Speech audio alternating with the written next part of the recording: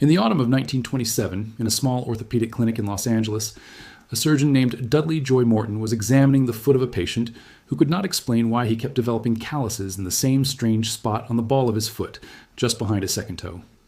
Morton had seen this pattern before, in dozens of patients, and he was about to publish a paper that would quietly rewrite what doctors understood about the human foot. He noticed that in these patients, the big toe did not reach as far forward as the toe beside it.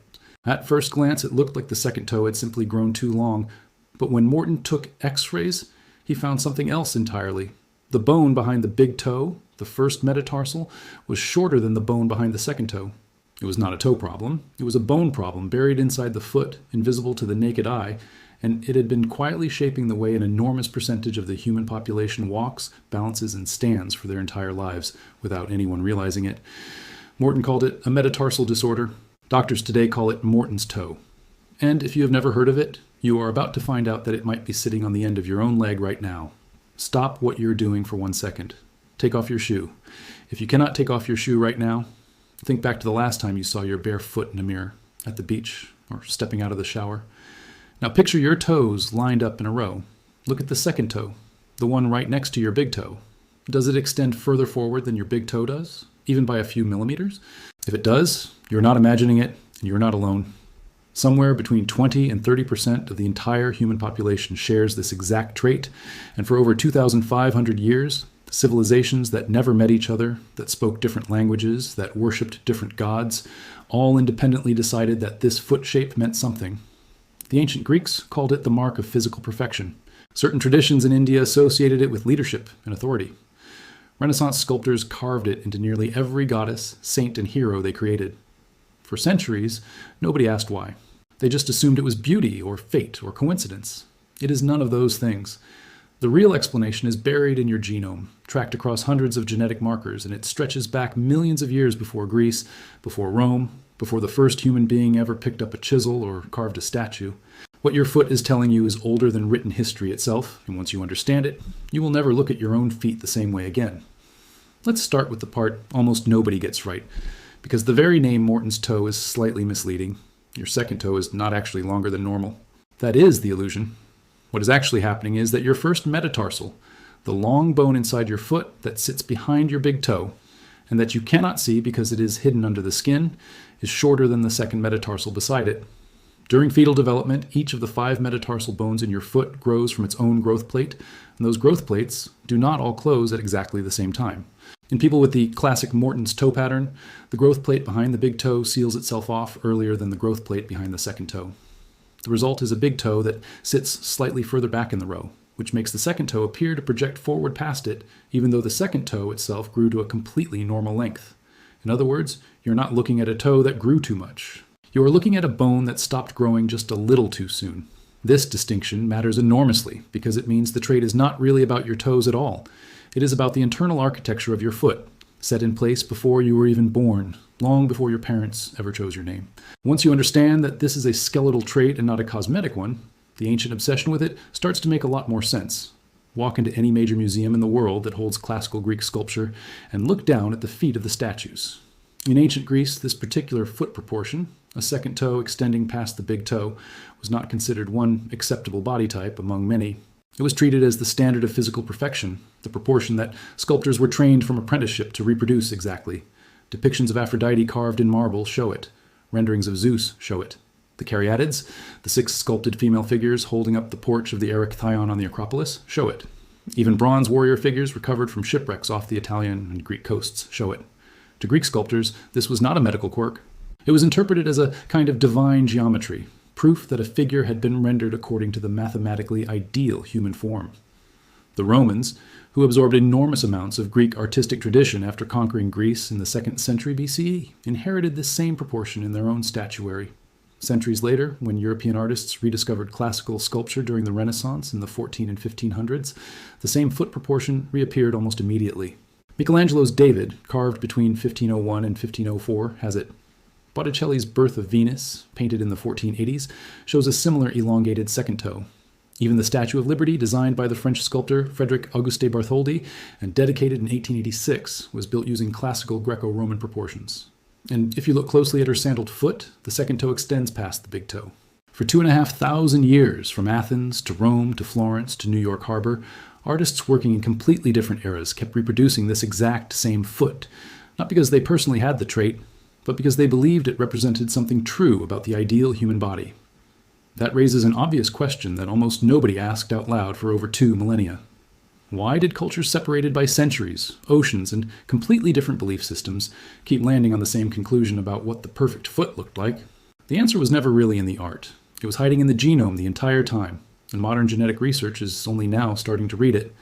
Large-scale consumer genetics research, the kind of ancestry and trait analysis used by direct-to-consumer DNA testing companies, has identified several hundred genetic markers scattered across the human genome that correlate with relative toe and metatarsal length.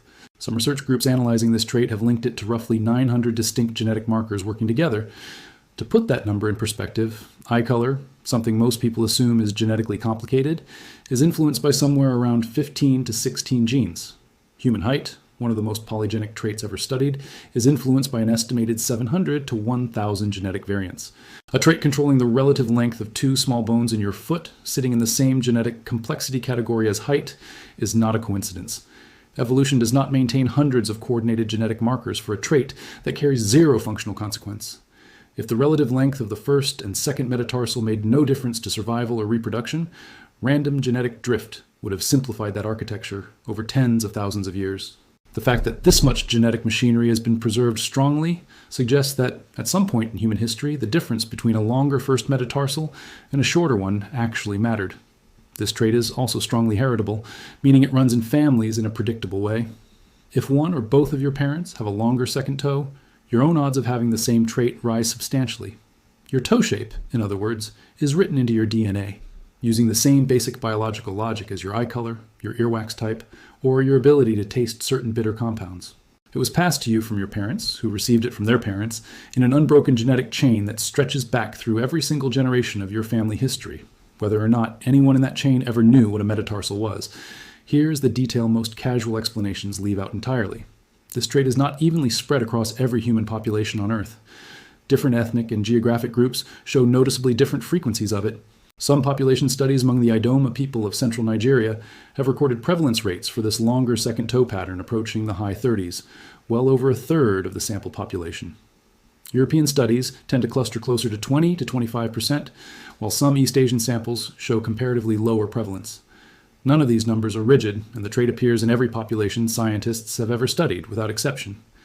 But the frequency differences are not random noise. They form a pattern, one that tracks alongside the broader story of human migration, isolation, and genetic mixing as populations spread out of Africa and across every continent on Earth over the last 100,000 years or so. In a very real sense, the frequency of this one small trait in your foot is a faint genetic echo of where your ancestors traveled, generation after generation, long before anyone was writing any of it down. Human beings are the only primates on Earth that are fully and habitually bipedal, meaning upright. Two-legged walking is our default, primary way of moving through the world. Every other great ape, chimpanzees, gorillas, orangutans, moves primarily on 4 limbs, using their feet almost like a second pair of hands. A chimpanzee's foot has an opposable big toe that can grip branches and manipulate objects because their foot evolved for climbing trees, not for striding across open ground. The transition toward the kind of upright walking that defines modern humans began somewhere between roughly 4 and 6 million years ago among early hominin ancestors, and it required an almost complete redesign of the foot. The flexible, grasping, climbing foot of our tree-dwelling ancestors had to become a rigid, forward-facing lever built for one specific job: propelling the body forward efficiently over long distances on flat or uneven ground. The big toe lost its ability to grip and became locked in line with the other toes. An arch developed along the sole, acting like a natural spring that stores and releases energy with every step. And the metatarsal bones, especially the first metatarsal behind the big toe, became the primary load-bearing structure of the entire foot. Researchers studying human gait have found that somewhere between roughly 40 and 60% of your entire body weight passes directly through the first metatarsal and big toe during the push-off phase of each individual step you take. The big toe, in other words, is not a decorative afterthought at the end of your foot. It is the launch pad your entire body relies on every single time you walk. This is exactly where Morton's toe enters the evolutionary story, because a shorter first metatarsal changes that entire load-bearing equation. When the bone behind your big toe is shorter than the bone behind your second toe, The pressure that would normally travel cleanly through the big toe during push-off gets redistributed, shifting toward the second metatarsal head, the small bony bump you can feel on the ball of your foot just behind your second toe. That shift changes the biomechanics of your entire walking cycle, sometimes subtly, sometimes noticeably. Some researchers view this shift as a genuine functional disadvantage. Altered pressure distribution of this kind has been associated with an increased tendency toward calluses, a painful condition called metatarsalgia involving inflammation in the ball of the foot, and in some cases greater instability during high-speed running or sudden directional changes. Under this view, a shorter first metatarsal is essentially a slightly less efficient platform for pure, flat-ground bipedal walking, possibly a holdover from an earlier, less specialized version of the human foot. But a competing body of research pushes back hard against the idea that this trait is purely a disadvantage, and their argument comes down to simple evolutionary logic. If a shorter first metatarsal genuinely made survival and reproduction harder, natural selection should have gradually reduced its frequency across tens of thousands of years of human evolution. Instead, this trait has persisted at a consistent 20 to 30% frequency across the global population for an extraordinarily long stretch of time. A trait that is a pure liability with no offsetting benefit whatsoever tends to get weeded out. A trait that sticks around at meaningful frequency across nearly every human population on the planet usually means one of two things. Either it provides some kind of subtle advantage under certain conditions, or it is genetically linked to some other trait that is itself under positive selection. One leading hypothesis focuses on terrain.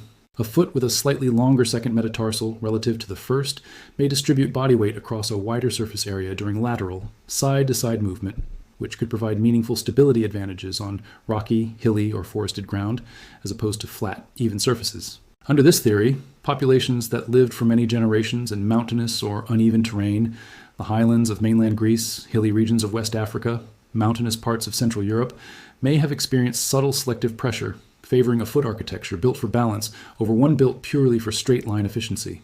The terrain shaped the foot shaped which individuals survived and reproduced most successfully in that environment, and the resulting gene pool carried that foot architecture forward, generation after generation, long after anyone remembered why it mattered.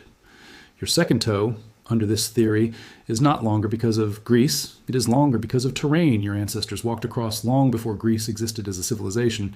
Terrain you yourself may never set foot on in your entire life. There is another layer to this story that most casual explanations skip entirely, which is how anthropologists classify foot shapes overall, because the long second toe is only one of several recognized patterns, and the naming conventions around them cause a huge amount of confusion. Anthropologists generally describe 5 broad categories of human foot shape, and every single one of them is named after an ancient civilization, which makes people assume incorrectly that these names reflect actual ancestry. The first, and by far the most common shape worldwide, is often called the Egyptian foot, in which the big toe is the longest digit, and each successive toe tapers shorter than the one before it, forming a smooth diagonal line across the top of the foot. This shape appears in a majority of the global population, commonly estimated somewhere in the range of 50 to 60%, and the name comes directly from ancient Egyptian artwork, where pharaohs, gods, and ordinary citizens alike were consistently depicted with this exact tapering foot shape. Examinations of preserved remains from the Nile Valley have confirmed this shape was indeed common there, but it is also, overwhelmingly, the most common foot shape on every continent today, regardless of ancestry. The second shape is what anthropologists label the Greek foot, where the second toe extends past the big toe, the Morton's toe pattern. This entire story is built around, found in roughly that same 20 to 30% range worldwide. It earned its name purely from Greek sculpture, not from any actual link to Greek genetics, and it appears across every ethnicity and every region of the planet at meaningfully similar rates. The third shape, sometimes called the Roman foot, describes a foot where the first 3 toes are approximately equal in length, producing a more squared-off silhouette across the front of the foot. This shape shows up in an estimated 10 to 15% of people, and is named after the way feet were often rendered in Roman military statuary, although the actual prevalence of this shape among the historical Roman population itself is genuinely unknown. 2 additional, less rigorously defined categories sometimes appear in folk anthropology, often labeled the Celtic foot, a wider foot with a prominent second toe and a squared profile blending Greek and Roman traits, and the Germanic foot, broad with a large big toe and sharply tapering other toes. Both are far less standardized and used inconsistently depending on the source. Here is the single most important thing to understand about all 5 of these categories. Every one of these names is a cultural label loosely applied, centuries after the fact, to a pattern of biological variation that existed long before any of those civilizations did. Having what is nicknamed a Greek foot does not mean you have any Greek ancestry whatsoever. Having an Egyptian foot does not mean your family tree traces back to the pharaohs. Having a Roman foot does not mean any ancestor of yours ever marched with a Roman legion. The physical shapes themselves are absolutely real, measurable, and consistent across large populations. The civilization-based names attached to them are historical accidents, borrowed from whichever ancient culture happened to leave behind enough surviving art depicting that particular foot shape for later scholars to notice and name it. The real genetic story underneath all 5 categories has nothing to do with which ancient civilization happens to share a name with your toes. It has everything to do with the hundreds of coordinated genetic markers involved. The specific terrain your distant ancestors happened to walk across for thousands of generations, and the immense biomechanical pressures that reshaped the entire human foot over roughly 6 million years of upright bipedal evolution. The Greeks did not invent the longer second toe. They simply noticed it, decided it represented physical perfection, and carved it into marble with such obsessive consistency that 25 centuries later, people still instinctively assume the trait somehow belongs to them specifically. It never did. It belongs to the human species as a whole, and the genetic instructions that produce it have been circulating quietly through every population on the planet since long before Greece existed as a city-state, and long before Rome was anything more than a scattering of huts beside a river. So take one more look at your own feet, because now you actually know what you are looking at. If your second toe extends past your big toe, you are carrying a genuinely complex genetic trait, likely shaped by hundreds of coordinated markers scattered across your genome, inherited through an unbroken chain of ancestors stretching back thousands upon thousands of generations. Somewhere in your prenatal development, the growth plate behind your big toe sealed itself off just slightly earlier than the one behind your second toe, a subtle developmental timing difference that, according to one leading theory, may have given some of your distant ancestors a small but meaningful balance advantage on uneven, rocky, or mountainous terrain. The ancient Greeks looked at this exact foot shape and decided it represented the pinnacle of human beauty. Michelangelo carved it into the most famous sculpture in Western art. Bartholdi built it into the sandaled foot of the Statue of Liberty. And right now, somewhere between 1 in 5 and nearly 1 in 3 people on the entire planet share this trait with you, completely independent of whether their ancestors ever set foot anywhere near Greece. If instead, your big toe is clearly the longest toe on your foot, you are carrying the most statistically common foot architecture in the entire human species. The so-called Egyptian foot, one where your first metatarsal serves as the dominant load-bearing structure during walking, offering close to maximum mechanical efficiency for straightforward, flat-ground bipedal locomotion. This has almost certainly been the dominant human foot architecture for as long as anatomically modern humans have existed, and it remains the single most common pattern across virtually every population studied today. And if your first 3 toes appear roughly equal in length, you are carrying what anthropologists label the Roman foot, a comparatively rarer, squared-off platform that distributes weight fairly evenly across the front of the foot. Less common in the population, considerably less studied in the scientific literature, but every bit as much a product of the same multi-million-year evolutionary engineering project as the other 2 shapes. None of these foot shapes are defects, and none of them are objectively superior to the others in any absolute sense. They are simply variations, different expressions of a genetic code that has been branching, adapting, and diversifying continuously since the very first hominins pushed themselves upright and began walking across the African landscape, somewhere between 4 and 6 million years ago.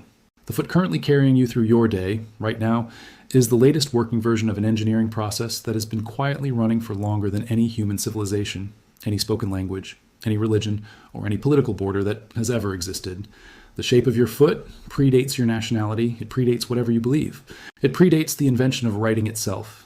It is older than every line ever drawn on any map, and it has been carrying you, largely unnoticed, holding onto a fragment of genetic memory about where your ancestors came from, for literally your entire life, from the day you were born until this exact moment. Hundreds of coordinated genetic markers, millions of years of evolutionary pressure. A proportion carved into marble by ancient Greek sculptors, reproduced by Renaissance masters, cast in copper on the sandaled foot of the Statue of Liberty in New York Harbor, and sitting on the end of your own leg right now, mostly ignored, quietly carrying a story that began long before recorded history ever started. Now you know exactly how to read it. Your second toe, if it extends past your big toe, is not some meaningless quirk of birth. It is a genuinely complex genetic trait, inherited across thousands of generations, shaped by whatever terrain your distant ancestors happened to walk across, elevated to the standard of physical perfection by the ancient Greeks, carved into some of the most celebrated sculptures in the history of art, and built directly into one of the most recognizable statues on the entire planet. Roughly 20 to 30% of the human population carries this exact trait, spread across every ethnicity, every continent, every population scientists have ever examined, and it has never once belonged to any single civilization. It belongs to all of us. It has been quietly attached to your foot since the moment you took your very first breath, waiting for you to finally look down and actually notice it. Before you close this video, check one more time, because most people get distracted halfway through and never actually look. Slide off your shoe or pull up a photo of your bare feet and line your toes up side by side. Is your second toe reaching past your big toe? Is your big toe clearly out in front? Or are your first 3 toes sitting almost perfectly even, like a small straight row? Whichever version you have, you are holding evidence passed down through your family longer than anyone alive could trace by memory alone, longer than any surname, longer than any recorded family tree. Drop a comment and tell everyone which foot shape you have, Greek, Egyptian, or Roman, because the comment section under a video like this tends to turn into an impromptu global survey. If this changed how you think about something as ordinary as your own feet, hit like, subscribe for the next deep dive into the hidden biology hiding on your own body, and send this to someone you know, because right now, someone near you is about to look down at their feet for the first time in years.